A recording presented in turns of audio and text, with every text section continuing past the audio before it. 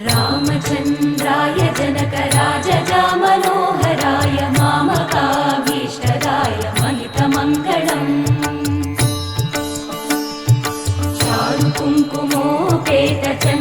चारुकुङ्कुमोपेतचन्दनानुचर्चिताय हारकटकशोभिताय भूरिमङ्गलम्